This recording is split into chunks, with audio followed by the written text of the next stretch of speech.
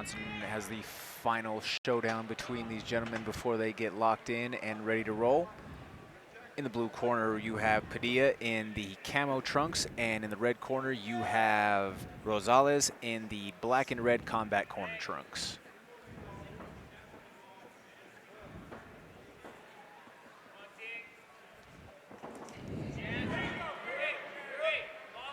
Again with the naked kicks, that's a real problem at all levels, of MMA, and it's something that really sets you up to maybe get hurt, if you're not careful.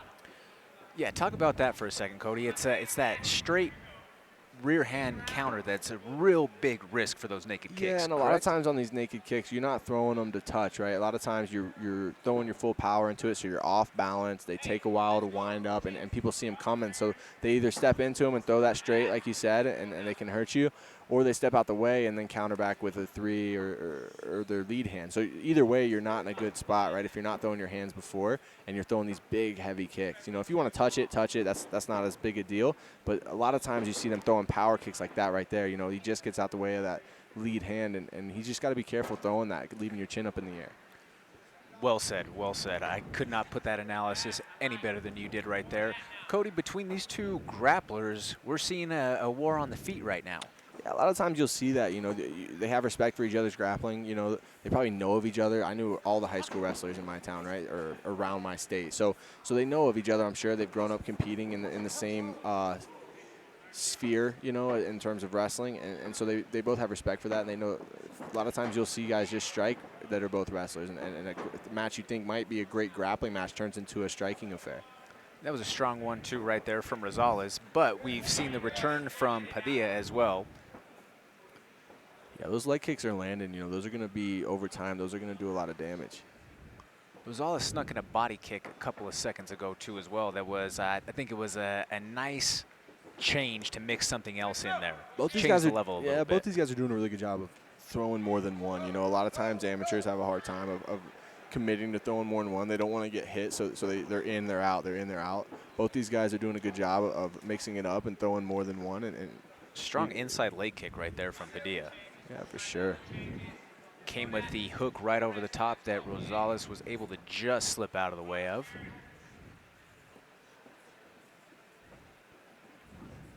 Rosales is doing a good job of feinting. That's opening a lot of his strikes. He'll feint that lead hand, throw the rear hand. He'll find body. He's doing a good job of mixing it up.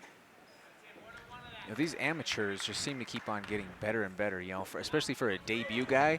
Rosales looks like he has a little bit of savvy to him. Yeah, he looks like a guy who's been training since he's 12 and a half years old with the intention to fight, and that's the new generation that's coming up. You don't have these guys that get into it when they're 18 years old. They're starting as young kids, and they're starting in all spheres, right? They're wrestling, they're doing jiu-jitsu, they're striking, they're doing all these things. So when they get to the point where they're ready to fight, they have 8 years in. Whereas my generation, we started when we were out of college, maybe at 18, maybe at 19 if you were lucky. Maybe you have a rare case like Brandon Royval, who started at 16 years old, but that's a rare case in my generation. Now it's commonplace, so these amateurs are going to continue to look so much better, and the sport's going to continue to grow, and it's exciting. It's a super exciting time for MMA. Certainly, you folks, if you're ever out at these jiu-jitsu tournaments around the state of Colorado, you'll see how advanced just some of these young kids already are in the art of submission grappling. And I feel like having that body awareness in general is such a major asset, just being able to know how to operate in those confined spaces. Yeah, for sure. And then also being comfortable being in a fight.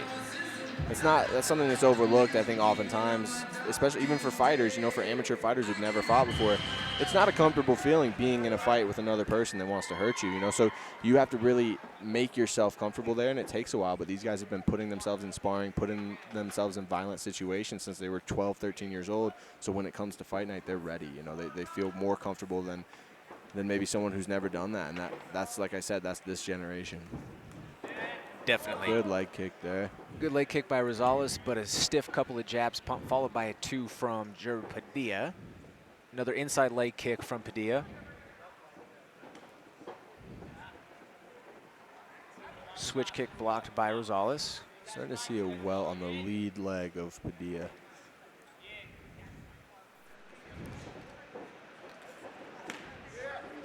He's going for that high kick again, but I would love to see him set it up a little bit more with the hands. If he would just throw hands a little bit in front of it, he would be in much better shape to maybe, do some real damage.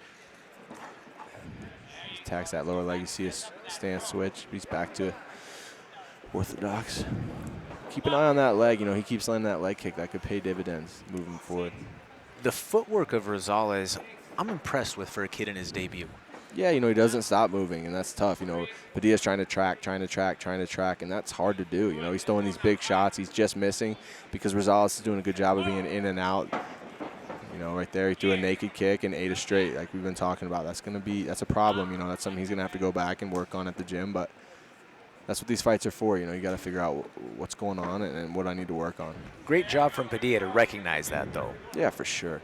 It's only a matter of time. Sometimes, as we saw a couple of shows ago with the knockout of the night from Alonzo Adams, sometimes when those naked kicks are thrown and that counter, it leads to an explosive highlight reel finish. Yeah, it definitely can.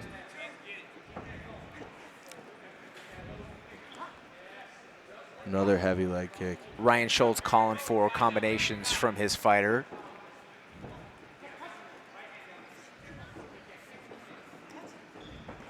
Ooh, he rocked him right there. That was a strong right hand. But he is in trouble. He needs to move. He needs to get out of there, recover. He needs to recover. That one put him on skates a little bit. It did, but it looks like he's right back in it, Cody.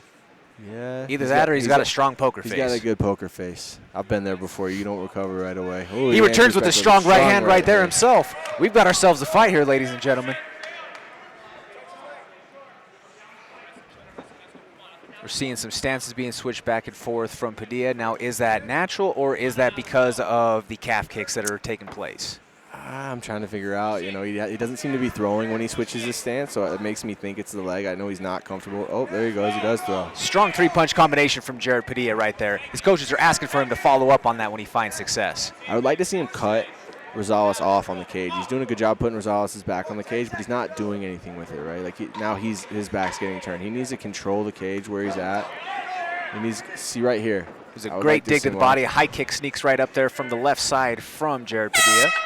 Cody, we might have a 1-1 fight right now. I wouldn't want to be judging this fight. I'll tell you that. I would not want to be judging this fight. Both those rounds are super close. I don't know how you score it.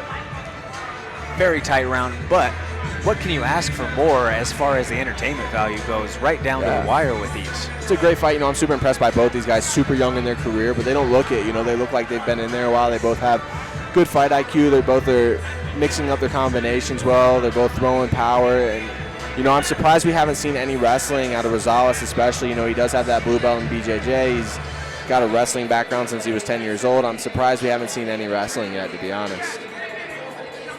Definitely, and there's a very different tale in each of these two corners right here. We see a very calm approach from Jake Ramos in the red corner with Juan Rosales. We see a much more heightened sense of urgency and a level of energy from Ryan Schultz in the blue corner with Jerod Padilla.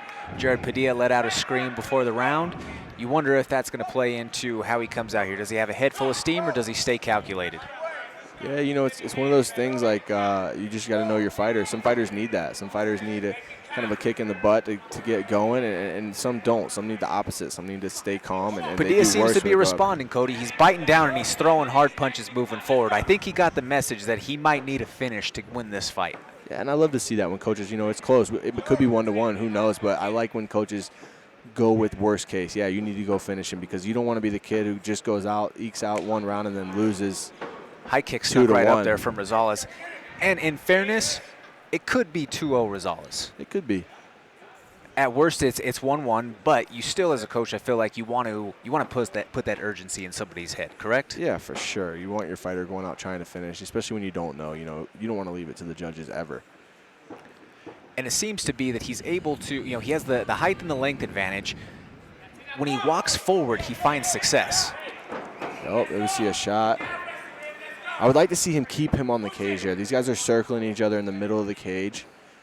Padilla seems to be putting Rosales on the back foot more, but he's just not taking advantage of it. He comes forward, 3-4 punch combination, puts him on the back foot, and then lets him take all the space back. You see Padilla peeking at the clock over here on our board. And we're about halfway through the final round. What do we see in the final 90 seconds? That may be the difference of this fight. See, I'd like to see him keep him there. He's letting him off. He needs to keep him on the cage. It could be a situation, too, I believe. Sometimes these guys, when they're younger, they only throw 3 or less punch combinations, Cody, whereas once you start to get up in your career or progress as a striker, you start throwing those 4, 5, 6 plus strike combinations that you may not get them on 1 through 3, but something in that 4 through 6 exchange is going to find its mark. Even if you're doing the 1, 2, 3, you know, these guys have a very their rhythm is the same all the time. Our coach Montoya always tells us, you know, you got to change your rhythm. You got to change the rhythm. When you're young, it's tough to understand what that means, and even in the 3-punch combination, you can change the rhythm. You know, right now it's a bump, bump, bump, bump, bump, bump. It's the same rhythm, and that's when you see these guys starting to time each other, you know. They need to change the rhythm up a little bit, get their feints going, mix it up, and then that's how they'll be able to land and really do their damage that they're trying to do. And both of those punches seem to be blocked right on the forearm of Jerod Padilla, thrown by Juan Rosales. 30 seconds right now. Strong 1-2 right there from Jerod Padilla. Jerod Padilla has Juan Rosales hurt with that combination right there. Does he do anything with it in the last 10 seconds?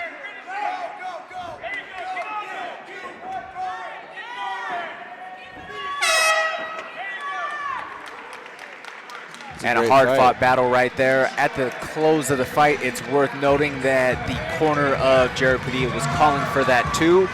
I think that it was open had he thrown it, Cody. Yeah, it was a great fight, man. Impressive to see. I'm looking forward to both these guys and their future, you know, in the sport. Good show of sportsmanship. And, you know, the coaches seem to really get it. You know, this is what amateurs is about. You want to go find tough fights. You want to put in the work with these tough guys and find out what kind of fighter you are, what you're made of. And that was a great fight, you know, entertaining, and both guys looked really good. Definitely. I look forward to the future of both of these young, up-and-coming mixed martial artists. Phenomenal matchup right there by matchmaker Rick Garcia. Juan Rosales is definitely feeling himself. He feels pretty confident after that fight. And he should be feeling good, Cody. He should feel really good about his performance tonight. You know, obviously, each of these guys have some things to go back and work on. But overall, it was a good showing for each fighter. Yeah, honestly, I don't know who won. I think it was a super close fight. All the rounds were super close.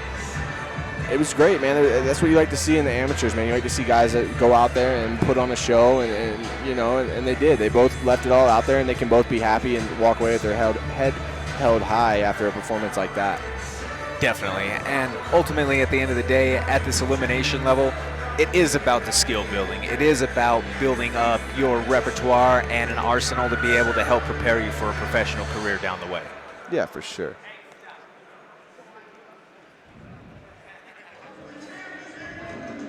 But it was also at that, you know, it was pretty interesting to see these two grapplers basically mix it up on the feet the entire time. Yeah, you know, I was surprised by that. Rosales shot kind of late third round, but it was kind of a half-hearted shot. I was expecting to see a lot more wrestling, but, you know, maybe they wanted to work where they maybe didn't feel as comfortable, and they both looked great, so, you know, hats off to them. And Aaron Varel with the official decision. Unanimous decision. Judge Copa scores about 29-28. Judge Joel Ojeda scores about 29-28. Judge Jesse Ojeda scores about 30-27. For your winner,